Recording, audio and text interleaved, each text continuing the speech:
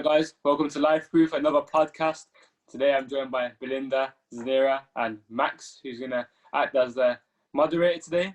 Today we're talking about finance and stuff, but first off, I'm Sammy. I've hosted other podcasts here. Just go on the YouTube page and you'll see. Belinda is joining us again.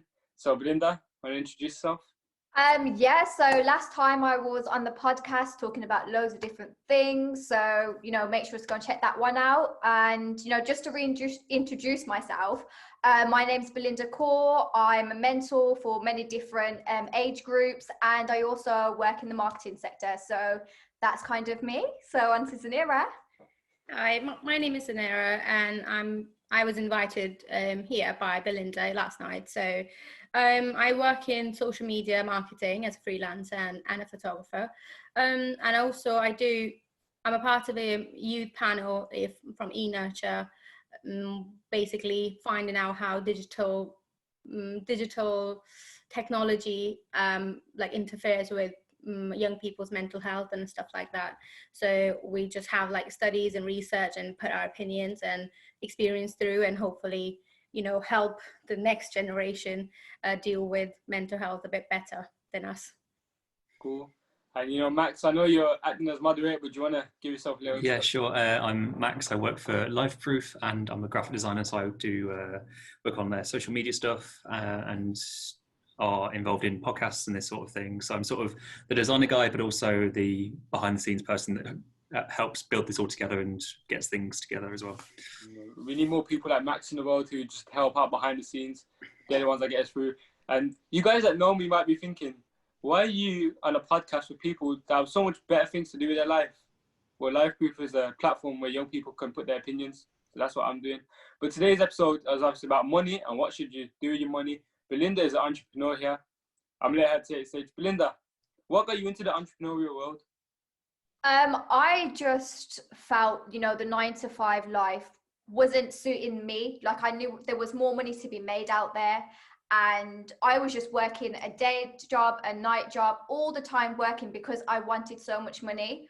But I didn't realize that I was exchanging all my time for this small amount of money. When, entrepreneurship, if you work at the grind and put in so much hours and so much work, then the money comes. So I just knew I didn't want to work for somebody and spend all my time, all my hours in a job to not be able to spend it and enjoy my life. So yeah, that's kind of I can totally agree with that.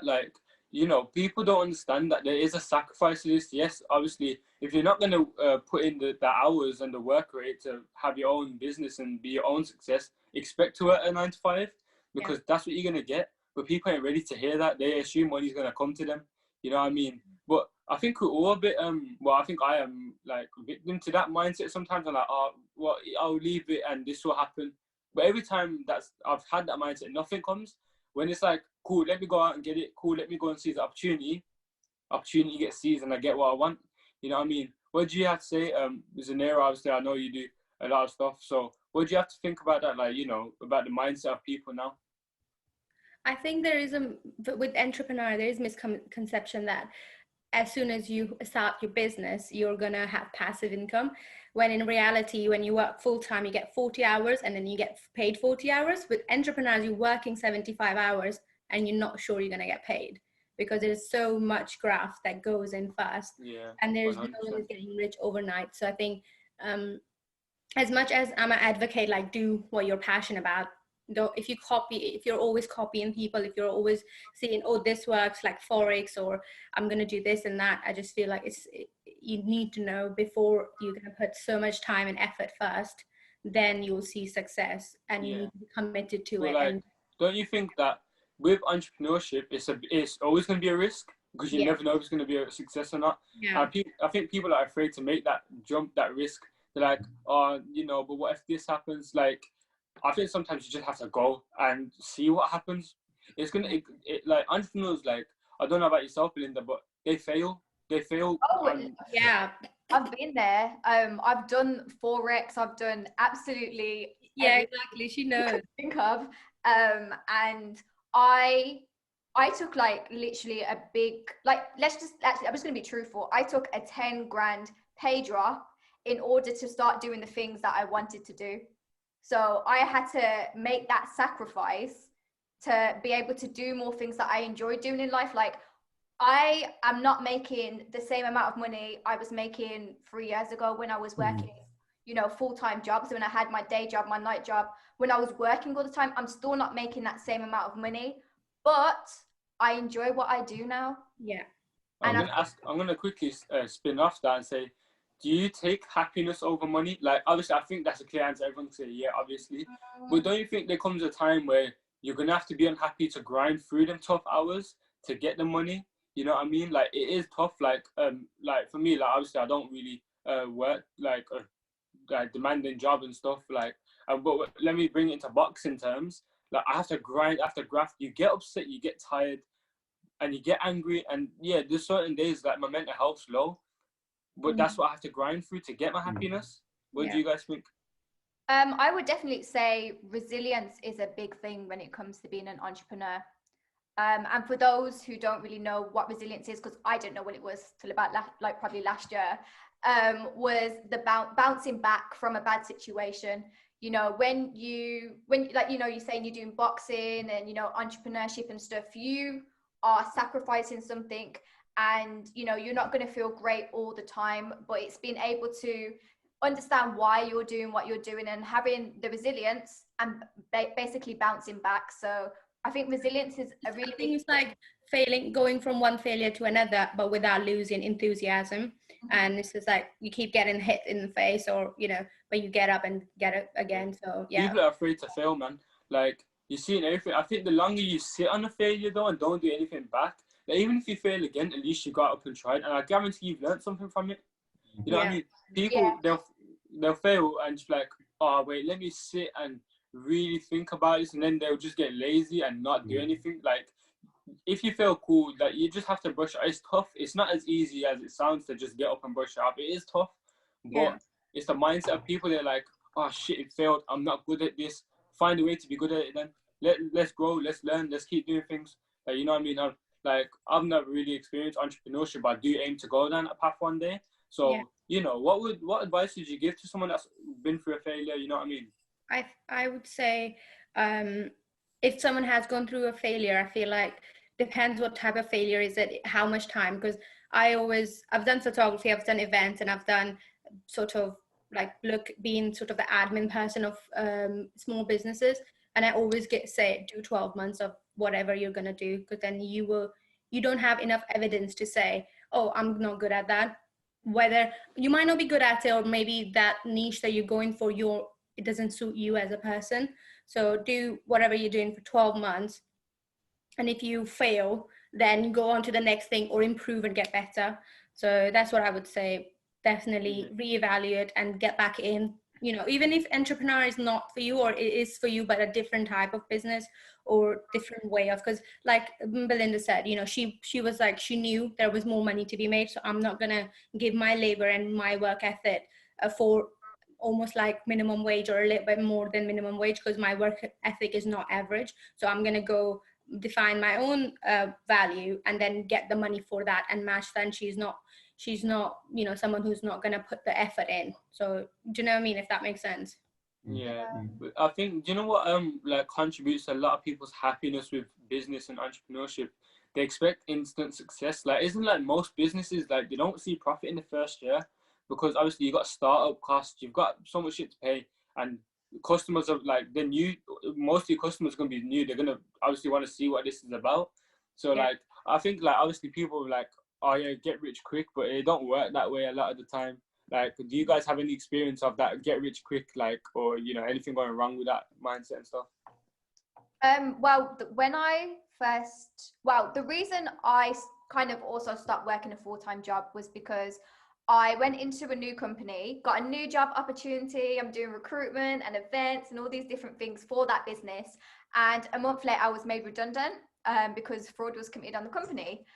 But the person who owned the company, I think she was 24 years old, and she obviously owned the company, and she had like her own office and stuff like that. And I thought, do you know what?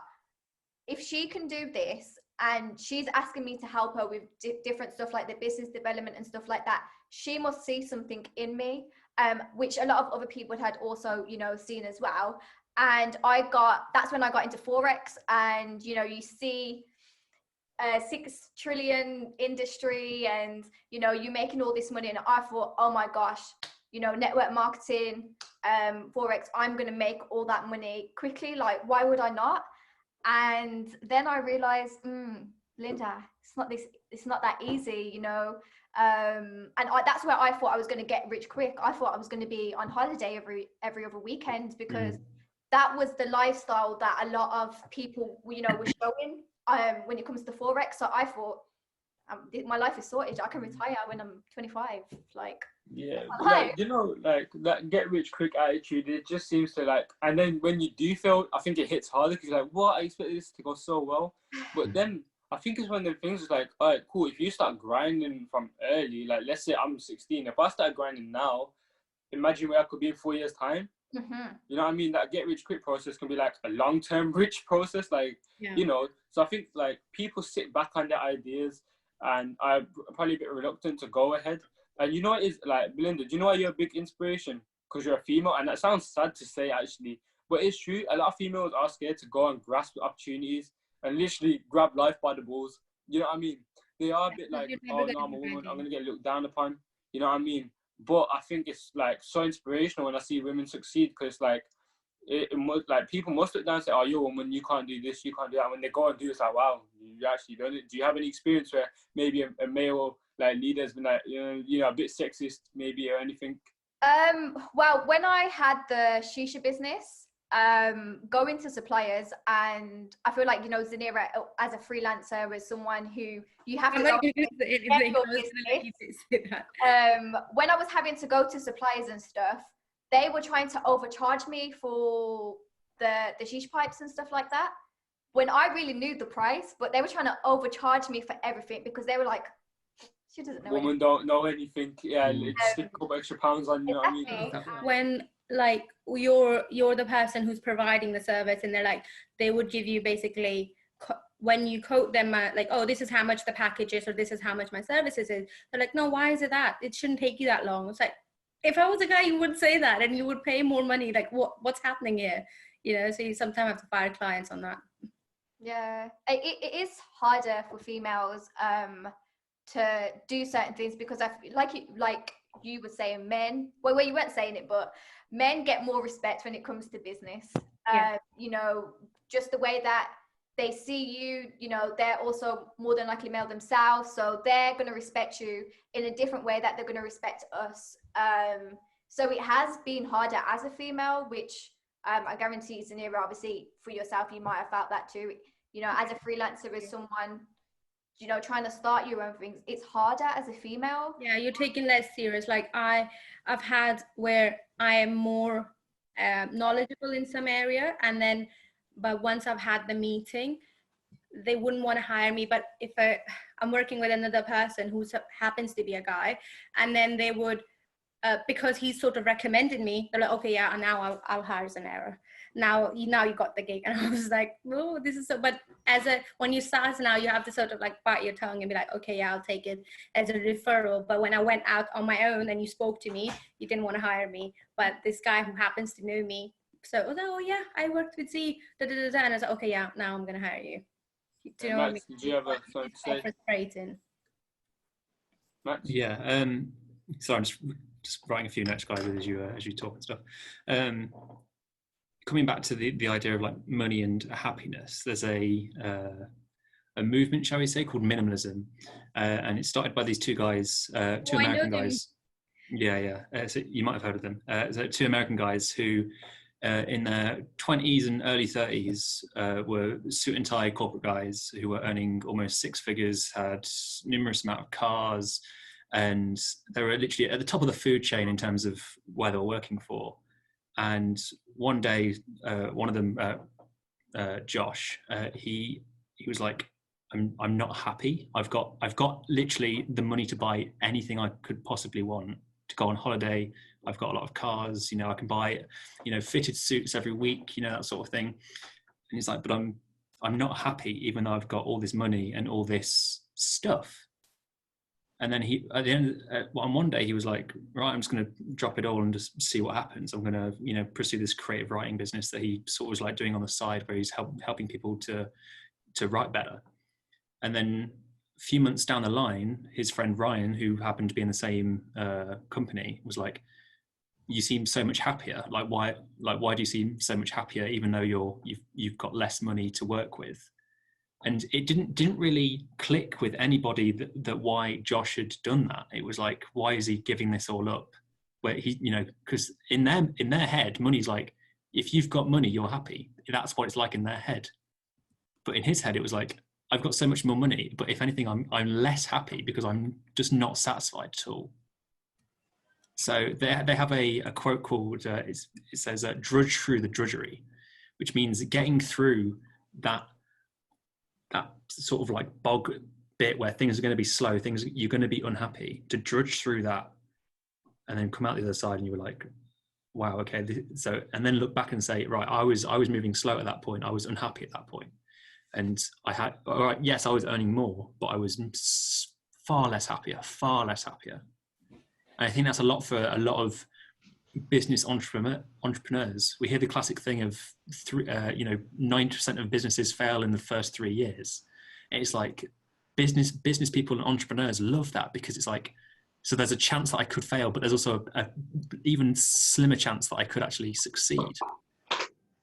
And it's like, so they're not addicted to the winning, they're addicted to the losing part, because they know for a fact that if they can be in that top 10% of businesses that pass, then holy shit, they've made it. But they've not. Yeah. It's all a lie. Like, I think that's like, it's all a weird mindset. You know, all the odds are against me. It's like, that motivates me more. Like, even though I do lose, there's no expectation for me to win. Mm-hmm. So when you get that win, it's like, that was satisfying. But it's you like know, yeah, carry on. Yeah, it's like, just quickly, like just gambling. Gamblers aren't addicted to winning, they're addicted to losing, because they know that their odds are always stacked against them. So when they do win, it's like, I won this bet. I got 3 out of 3 on the fruit machine. I, you know, beat the dealer at blackjack. I did this because these odds were stacked against them. Yeah, it's like the bigger the risk, bigger the reward. So the bigger the risk, the bigger the reward. Exactly. Yeah. I am actually a minimalist, so I fully get where you're coming from, and I love the sides as well. So, oh, you know what I was gonna say? Like, when you came on, I was like, this guy has very black and white. I wonder if he's like minimalist. Where I was like, don't judge him. Now that you said it, I was like, I think minimalism could be a whole different podcast. But I definitely live by that lifestyle, and there's a lot of ways you can apply it to different parts of life that are appropriate. In some ways, and some ways not others. But Sally, carry on, sorry. I think the money thing, I think, you know, it comes back to the whole thing of like, health is wealth in a way, and whether you like it or not, happiness is part of your health. Like, I think me and Belinda talked about it last time, like, when you're not happy, you see the effects, you feel the effects, and like, I think I would take, I'd 100% take my health over wealth. Like, that's more important, you know what I mean? But like, I'm willing to sacrifice some parts of my health, you know, for wealth, I reckon. Obviously, being a boxer, I kind of have to take shots, man. I have to get hit. I have to literally blood, sweat, and tears, you know what I mean? But I'm willing to do that, and I think, you know what it is? You know, when this like, the odds are stacked against you, the harder the process, that success seems so much sweeter. Like, now you see a lot of rappers and stuff, like young in Birmingham as well. They're fighting. It's a fight, man, to get to the like high up in these rap games, because there's so much competition. And competition is one thing that people fear, because they're the people that can always take you down. But I think it should inspire people and provide healthy competition in a way. Like, cool, they're competing against me. Let me show them why I'm better. Belinda, you've obviously an entrepreneur. Have you ever had any competition where there's been a serious rivalry? No. Okay. But I think it's good to have like competition, because you can learn from them, and there's always someone like challenging you. But I think the things that I've done, there hasn't, like the shisha business, the way that we created it, it was a very niche thing. Like I mentioned last time, it was very, very niche, that there wasn't really competition. Which, have I ever felt like, no? Do you know what it is? I feel like people who are doing kind of the same thing as me, normally I can learn from them. Yeah, It's you know, never. I don't know if this is just me. I see everything as competition, but I think that makes me better. Like you see a lot with pretty much, I say a lot of things like when there is competition, someone's really challenging you. You both get pushed to your limits and you produce your best. Yeah. I think whether that be in class at college or school, like okay, maybe not school. I was a bit of a knob in school, but like in college, like if I see someone being a smart ass, I want to be a smarter guy. Like you know what I mean? Like I do see that because I know it brings out the best in me competition. I think there's some good friendly competition, especially like Yeah, I've got a few friends that are designers and they're working in the design industry, whether it's for an agency or under a brand. And it's sort of when you have conversations with them, even during uni time as well, even when we're having conversation with them in terms of like what they've done or just giving feedback to each other, there's sort of like a bit of friendly competition to be like, all right, if I give this person advice, they're going to be better and they might even be better than me if they pull off this project or this whatever they're working on. So I think it helps to have sort of like a bit of friendly rivalry, because you're, without even realizing it, you're pushing each other to be the best you can. Yeah, yeah, but I think 100%. it depends. Like, I think in competition, I always take it subjective. Like, if I'm not going to try to compete with something that I'm not interested in. So for example, for your designing, if it was like basketball and you were just getting competitive because you just wanted to win, I think that's a very bad mindset to like have. If it's something you're already interested in, you're working on it, and you have friends or people around you that are sort of in the similar field, it's all right to be competitive there. But if you're just competitive for competitive sake, it's just dangerous mindset. Like you always feel one behind because you're copying someone to get ahead, if that makes sense. So do you reckon I have that a bit? Like I do feel like, do you know, if I'm out, like I know a few like other trained like fighters and stuff have the mindset of wake up early, so you're starting before while everyone else is asleep, you're out working. I think I have that a bit where I'm like, shit, I'm a step behind. Let me go and work. Let me go and work. Do you think that's detrimental to me, or how else should I look at it? Body and like what you're like. It's so good to. There's like two types of training where it's like you pushing yourself and then other people doing better, and then that's pushing you. But if you're just people are just doing their stuff and that's just making you a bit paranoid, that's probably not best. Because what if your body is like tired and you actually need rest, or you need to get your thoughts together and then move, plan ahead or sort of something like that. Now, you know what, rest days are important. I've learned that. Like, yeah, I've overworked myself before, and I'll be in the gym, I'm like, why am I not as powerful? Why am I not as quick as before? But I've been working so hard. That's the problem. I've been working too hard. How important are rest days? And do you guys take them often? Because I tend to, like, I'll take 1 or 2 days off in the week, but I'll feel so guilty. I think like intern capitalism.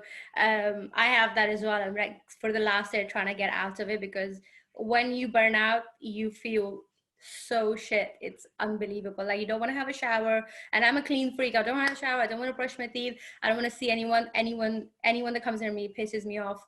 And it's because you're just burned out and you're just a crappy person to be around and to even like live with yourself. So I think rest is so important.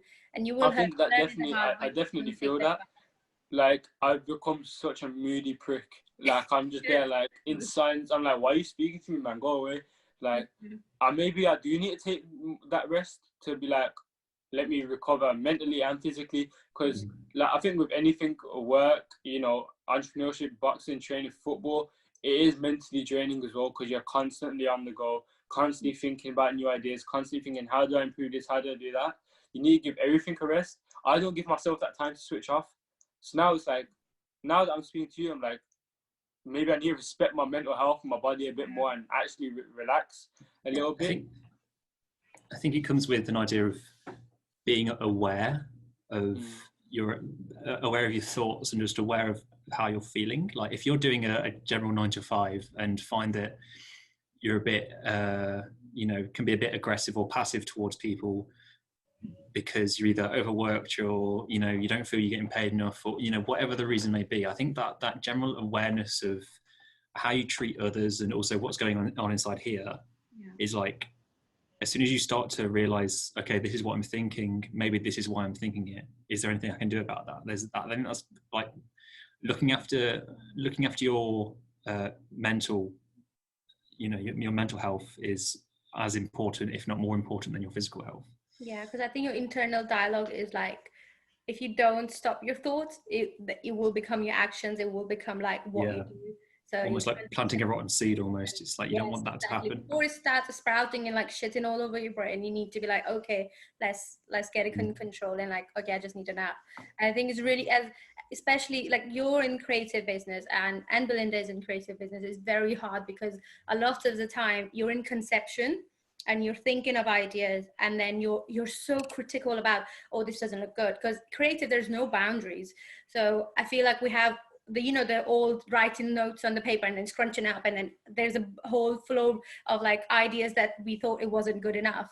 And I feel like that is in self can become a burnout, because you feel like, oh my god, spending these many hours and I've got nothing worthwhile. Then you feel like, no, I need to do something to actually produce and materialize all this time that I've spent. And then again, the road to burnout. So I just feel like this is a lot. It's a lot to like just maneuver. Definitely. But I think one of like the most important things is, before I feel like I was doing it for the money, whereas now I'm doing it because life is short, and I don't know what can happen in life and when life might end for me. I don't know that. So I need to be enjoying what I do. So I have a part-time job that I know is going to pay for all the different things I need to pay for, rent, phone bills, etc. So I can do all the things I enjoy doing. So I'm not doing it for the money anymore. Like, I want money, I want to see the world, I want to travel and do all that, but that's not my main focus. So I think it's important not to focus on the money when it comes to being an entrepreneur or doing what you want or being a creative person, not to focus on the money. I think we can just like kind of conclude that we do, like, all of us need to be aware of how much we're working and not to burn out, because when you burn out, everything just turns bad and you start doubting yourself, and it's not a good path. And during this burnout, this leads me on to something else. You like Zunera was saying, throwing things into the bin, and how many ideas you had there. You're not able to process that, right? I think when you're too tired mentally. Have you guys passed up on any opportunities and ideas that you're thinking, shit, if I actually went for it, it could have been a success? Like, mine's not deep, like mine's minor, but it's like when I started training boxing first, and it was like I was just going on the days that they weren't doing sparring sessions, because I was like, oh, they haven't really asked me. And then they're like, mate, why are you not coming? I'm like, so I had all them opportunities to showcase my ability and skills, and I didn't, because I didn't have that go get it mentality. I just stayed back with the crowd. Have you guys had anything like that? Well, I think when I was about 2021, there was like a business opportunity at university, and I came up with this like business, like the day before we had to pitch it, to kind of go into schools and to teach children, things that aren't taught in schools, like finances, entrepreneurship, just kind of managing money and all this stuff. And I had the whole business idea, but I didn't have the self-belief. I wasn't as confident as I am now. So I didn't run with it. I kind of stayed in my 9 to 5. But if I had started that 4 years ago, I literally think to myself, where would it have been now? Oh, younger self, Belinda needs a hug. Like, you can do this. I'm the opposite. I'm like, literally, I have done things, I failed a lot. And I'm the person who choose more than they can, that picks more than they can choose. So I feel like I always believe like anything that's worth doing is worth doing badly, at least once. So I have messed up more than I've had any lost opportunities. So yeah, I'm on do the. you know what I've like learned? Like, I shouldn't be scared of failure.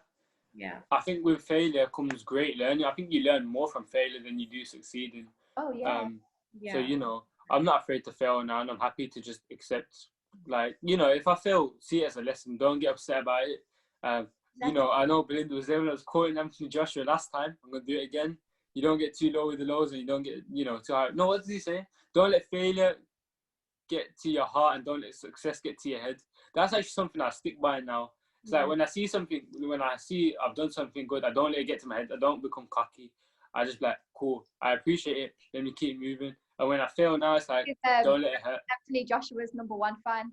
So Anthony Joshua, if you watch, I need to show you he's on my phone case as well. Listen, let's not get into it. But, you know, so I think we've talked about, like, you know, what it takes to become an entrepreneur. But once you become that, and let's say, yeah, you do see a little bit of success, where do you think, like, we see a lot of failed entrepreneurs that have had good ideas.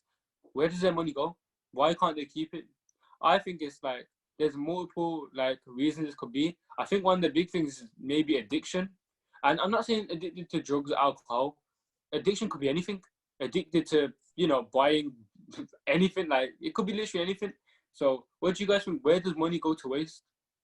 I think when you move up class, you have to think your expenses move up as well. So, for example, if you were thinking, oh, if I was making £2,000 a month, and oh, it'd be fine because I would buy this, buy that, buy that.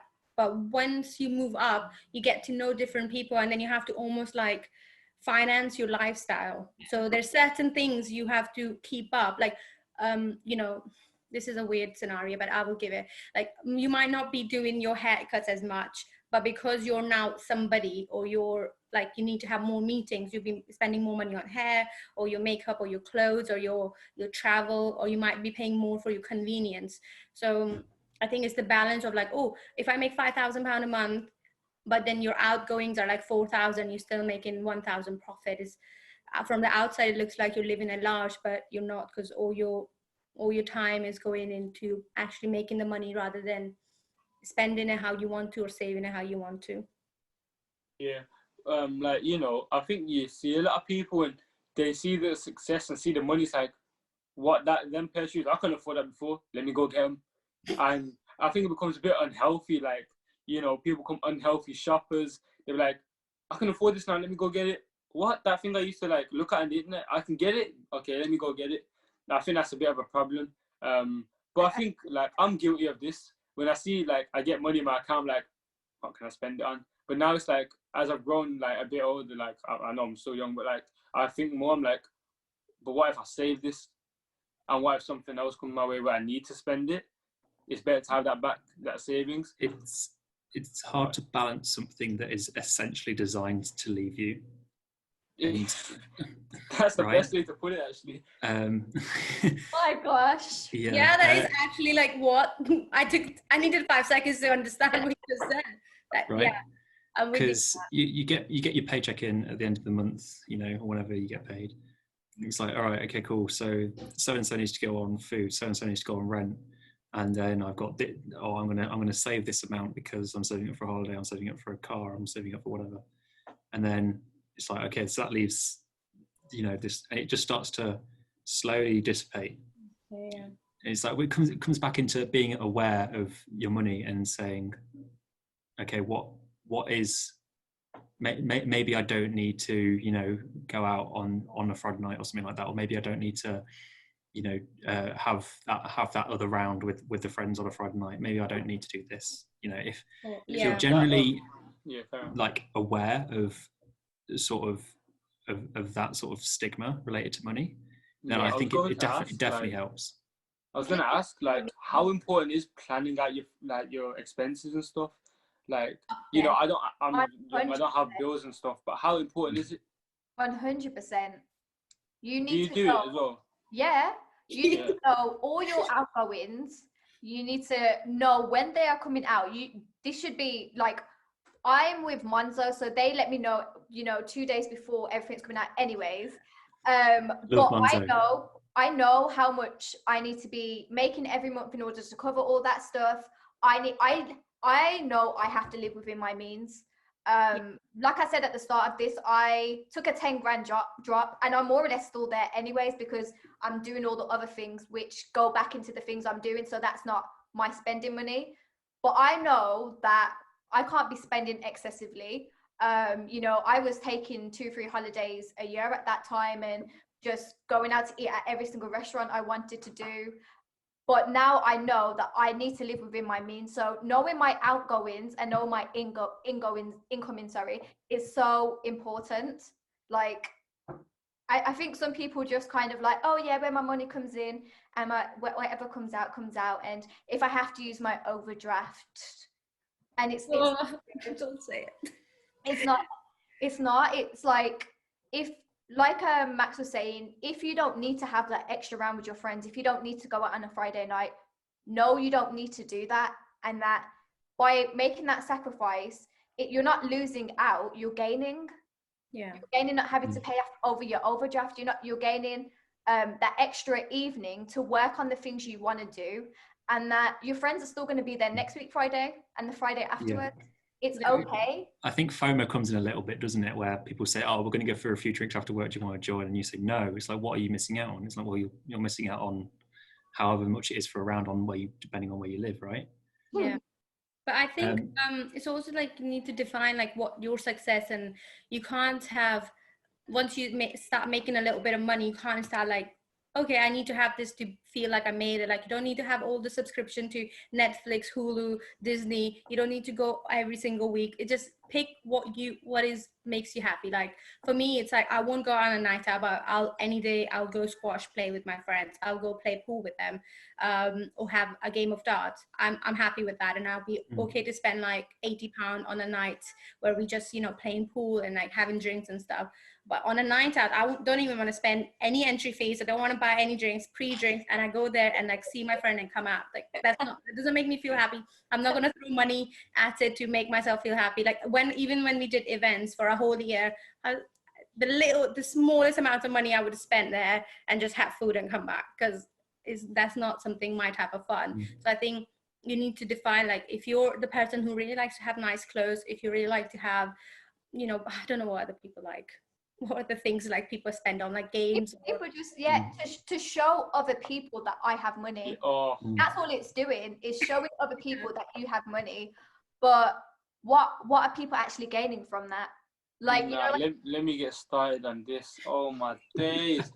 Especially being young on Snapchat, you see these little, they're not even like, fam, like, at first I don't know how they're getting this money for these clothes. I have my suspicions. I think we all do. But like, you see them in designer clothes, and I'm like, who are you trying to impress? Like, people, you've impressed the people on Snapchat. Wow, they've seen that Gucci belt 10 times already. Put it away, man. No one cares now. And it's like, why would you spend like, I don't know how much you Probably fake. You never know, it might be as well. It's like, why would you spend that much money to show people and then have nothing left?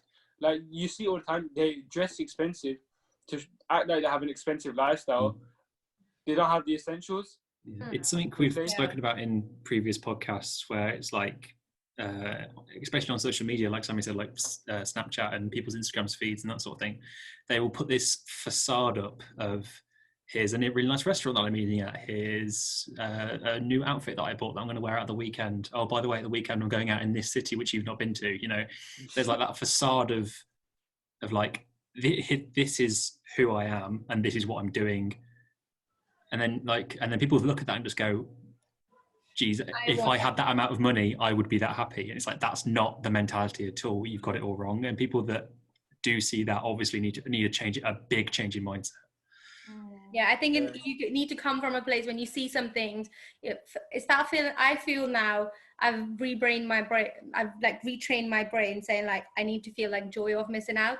If I was that person in that party or in the city wearing heels or doing whatever, that's not what I would do if I had the money. Like that, just because they're doing it, that shouldn't like now entice me. If that's enticing me, I should, talk to myself, have an internal dialogue and be like, no, if you were doing that, you'd probably be miserable. That's their type of fun and they're enjoying it. Let them do that and be happy with that. Yeah, like, so, people just like to stunt for socials and stuff. But like I don't get, like, I get why they do it, to like, oh, look at me, what do they really get out of it after that? I mean, it's just keeping up with appearances, to be honest. That's all it is. It's just, I've got money, look at me, I'm doing well. When in matter of fact, a lot of people aren't really watching or don't really care. Yeah. How many times you post something on the story and it's you just checking it 10 times per day rather than other people checking it? Because sometimes I feel like if you're posting something, you're just like collecting memories, but I guess sometimes it can come across like, oh, I'm showing it off. but it might not even be that. It's, I think we stop thinking like, oh, people are having facade, because I'm sure people are having facades as well, but they might also be just, you know, when you go on a holiday, you're taking picture, like you went on a holiday recently and you see some pretty sunset, you'll take a video of it. That's how we're trained now. So I feel like that shouldn't make me feel like, oh, she's showing it off. You know, she's just enjoying it and it's fine. And I feel like you need to control your own internal dialogue and how other things affect you, rather than, hey, stop putting pictures up on online. Yeah, do it for yourself, not other people. Yeah, right. Exactly. And I feel like as you get older, I think you start to care less and less about kind of showing people things, like 100%. Yeah, like when I was 21, I went to Dubai for my 21st, and I didn't actually care about Dubai, and I still don't think it's really. I still don't think it's the most amazing place to go. But all my friends didn't want to go to Barbados. They wanted to go to Dubai, because Dubai is this big thing that everyone shows, and you know, you've got money if you go to Dubai. So we went to Dubai and we showed lifestyle. And did it change anyone else's life? No. Did it change everyone's bank account? Yes. And it's just doing them things. Like now, when I went on holiday, it was for me, it was because I wanted time out, because, you know, I wanted to spend time with myself and just reflect. And that's what this holiday was about. It wasn't anything to do with being showy. But back when I was 21, Dubai was to show people, look at me, I have money, I earn money now. You can't talk to me. Yeah. Did you go on holiday alone? Do I go on holiday alone? Did you this time? No. I went okay, I thought you went alone. But you know, my uncle has this weird thing. Like, he's married now, but like before he was married, he used to just go to a restaurant by himself, can have a table. That's my thing. Yeah, I really? Places by myself. Yeah, definitely. You don't have to make weird talk with people that you don't like. There's no better company than your own. Yes. Yeah, and you know what, I found that, and recently I've been questioning, do I have friends? Like, I don't speak to anyone. I actually don't. Like, Max, it's true, I don't speak to anyone. There's like a couple people, and it's like, and I think, you know, for a 16-year-old, that should be sad. I enjoy that though, because that's like, it's more of a progression thing for me. It's like, cool, I've got no one now. If I'm successful, watch how many people want to be with me. Yeah. One part of my success. But I know, I I'm like, were you there that. when I was at this level? No. So I'm going to stay by myself. Thank you very much. Have you had people tag along as you've like progressed and stuff? I've had people want to tag along, but people don't get to tag along just for I think you have to be quite self-aware. Yeah, you have to be self-aware, like who gets access, because as soon as you become a little bit something, or have like access to something else, they would be like, oh yeah, you're my friend now. Oh, I've known you for so long. I'm like, no, we've never spoken.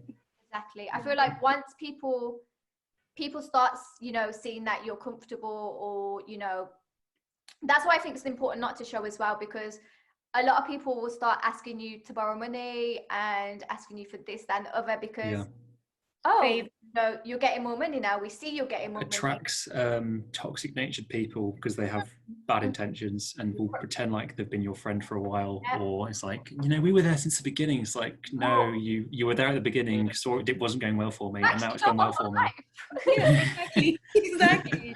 Yeah, that is one of the, I think the people that, especially in terms of business entrepreneurship, like the people that have been there from the start, you will know who they are. And you know that if you fall into a rut, or if you need some advice on something, you're going to have people that you're going to turn to and just be like, hey, can you help me out with this? Or what do you think of this? You know, and it's not going to be that person that you went to school with and has seen that you've, you know, made it on Instagram sort of thing, and just go, oh, hey, I remember you, you know, blah blah blah blah blah, you know, can I have some money? Like, no, it's not how it works.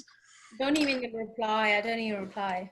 Yeah. Do you know what it is as well? I think sometimes it's also not just knowing who's there from the start, because the people from the start can sometimes be the people that are the ones who change up when you've got the money. But it's understanding and being self-aware of the people that you have around you, and what do they really add to your life. You know, like you're saying, if you start in business entrepreneurship, you know, you've got to have people around you that understand or trying to go from some sort of journey themselves, and not just people who, you know, we were here from the start, you know, It's not just about the people from the start, it's the people who you can rely and trust in as well. Yeah, in your I own think, journey while giving value. yeah, I think like as well for me, it's like I know I'm not going into entrepreneurship and stuff now, but I am thinking about the people I have around me. That's what I say. Like I don't know if I have any friends because I don't trust the mindset of people and their intentions. Because when I do seek success, how are they gonna then? Are they gonna change? Are they gonna be the same? I'm low-key afraid to make that risk of having them people around. And I don't like people like the mindset now, especially in the youth, is like this world's bad. This world's bad. You know, we're not meant to be happy and stuff. And it's like, no, of course not. You're meant to be happy. You're just scared to take a chance and be happy. You just rather settle in with the crowd. Would you guys say you guys are settlers or like go get them? It's like I say I'm going for it. Like I'm not here to settle. I'm not here to just have like a normal 9 to 5. I want to go and be something. What do you guys think like about yourselves? Like, Do you know what it is? I think we're also young and we don't have very much to lose. You know, we haven't that's got. what I say. We I'm haven't like, look, got so we're far so in life young, already. so much energy, so much potential. Why are we not chasing opportunity? Why are we not going for it? We're just sitting here and letting the world upset us. Let's go at it then. You know what I mean? I think Like you sometimes see, it is easier said than done though, because fear gets in the way for a lot of people. yeah, And fear is all just made up in our mind. Like, you know, there's so much we can do out there, but like you know, going back to what I was saying, it's important to have the right type of people around you, because there is a lot of people who can do the journey, you know, by themselves, because they have built them like, you know, self-confidence, resilience, they're self-aware and all that kind of stuff. But there is some people who do need support, so it's important to have, you know, but you people know, around you, friends, mentors, to you know help. what I think though? I think people they think they're getting the right support, they're not. Do you know, like yes, man. I think they're so like bad for you. Like if someone's agreeing with everything you do, like yeah, it's good, and it's not, it's shit. That's so bad. You see all the time, like people like, you know, like I'm trying to think of an example, but I can't think of one. Like if I started agreeing with, let's say my friend is a rapper, and I'm agreeing like, yeah, your music's sick, but he's shit, and he goes on flops, he's like, why did I succeed? How am I meant to tell him you're shit, mate? Now, you know what I mean? Like it's not fair. And I think I've had people around me like that. Like everything I do, every idea I have, they're like, yes, good idea, go for it. And then it turns out to be shit, and they're like, yeah, I did have this question about it. I'm like, so you bring it up now. It starts with us. If we want people to be the people who are going to be honest, and that's the people we need around us, we need to sometimes be that ourselves. Like for me, I'm 100% honest with people. If I think you can do better, I will tell you, but in the nicest way possible, that you're not going to cry. But we have to sometimes be the things that we want to see ourselves. Yeah, 100%. Yeah, I think just to echo what Belinda said, I think it is important to, if you set the example and you are the person who's like notoriously famous for being brutally honest, I feel like then people are likely to tell you how it is. Otherwise, because they'll be like, well, you dish out, I can tell you because you will handle it. There's a higher chance. But if you're the type of person who does say yes to everybody and just like, you know, doesn't want to rock the boat, then people are not going to want to do it with you either, you know. So I think I've become that character that everyone knows is just dead honest. Like Max will sometimes be in the Lyfeproof meetings, and like when we talk about an idea, I'm like, shit, it's just shit. Don't do this. I think people need that though sometimes when, because especially in the design industry, for what I've seen, when someone has sent me a piece of work or I've seen something and they're really behind the idea, and like from a second point of view or a third point of view, it's like I see why you think it's a good idea, but here's what could be improved and how it could be better. And if anything, they're more grateful for that, because they're like, right, I didn't see it like that, and I know what I need to do either next time, or can work on the project again, or I have so do the much more next respect version. for people that will be honest. So much more respect, because they've actually helped you. Yeah. They've actually gone, look, this is what you need to improve on. And from I that think these are the sort of friendships that I try and build. Like, be honest with me. If I'm doing something wrong, let me know. If I'm doing something right, let me know, because that way I can sort of work out. Yeah, navigate it. Yeah, exactly. Yeah. You know how dangerous it can be as well, without realizing. Like I hate bringing it back to boxing, where it's easy for me. I'm gonna bring it back. That's literally life or death sometimes, you know. People die in this, and if imagine your trainer's just like nice, yeah, you're doing well, and then you get knocked spark out, and you don't wake up out of a coma. like, it sounds mad, but it happens. This can happen. You know what I mean? So I think we all need the right people around us. But you know, we haven't got too much time left. Carry on. Sorry, if you've told them one time, like, and they've not, you know, appreciated the honesty, then you know this person doesn't like, you know, the honest truth. They will ask for it, but they're not actually ready to hear it. Then you just be, you know, not tell them honestly, I guess, because but from the get-go, if everybody who asks your opinion on especially on a work project, I feel like it's really good to, like, from a third party, like Max said, you know, from a second point of view, from third point of view, if you can bring that opinion, because when you're working, you're just like trying to perfect it and you haven't seen like how it's actually going to be delivered, how it's actually going to be received from the audience that you're trying to deliver to, and you can be that audience and you're part of that audience and give your opinion. Is quite nice to, you know, it's helpful for that person who's putting so much work into it, you know.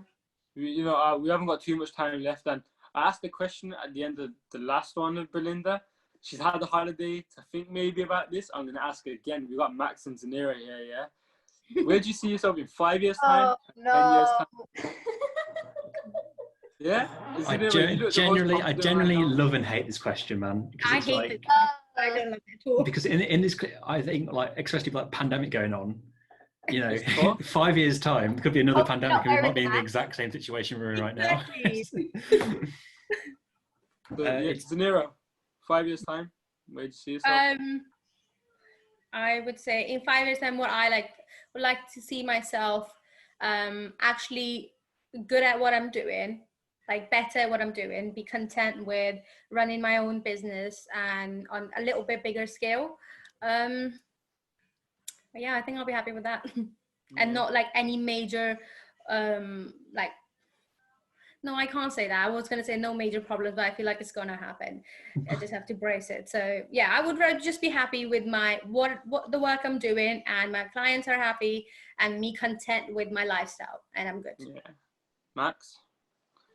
Well, obviously what I've mentioned like a few times, I'm a graphic designer. So I think designing for an agency or for a brand that I feel strongly in, and be able to be happy in the work that I'm producing, and also still be able to develop new skills in the design industry, or, you know, and still continuing to develop my style and what I'm experiencing, and hopefully seizing opportunities when they come up, providing I think it's the right thing for me. Yeah, Max, man, you're good at this stuff as well. Like, and I read on the Lyfeproof Instagram, you can make like a post or something in like seconds. It's true. We were on a meeting and he just whipped one up out of nowhere, and my face on it. I'm like, whoa, okay. But you can't, yeah. And Max is really good, man. Yeah, the thing you're referring to is the I've trained in sort of making logos quite quickly, so I can if someone gives me a brief, I can, if I really wanted to, I could get something from sketch to actually digitally created within an hour, which is what you're referring to. But it's sort of like, it helps for when a client or Lyfeproof turn around and say, oh, by the way, we need this tomorrow, and I'm like, all right, okay, let's go, you know. Yeah. Because that way I can switch on and zone in. But sorry to take it away from everybody. It's been everyone's spotlight. Well, if you guys would like to refer back to the last podcast.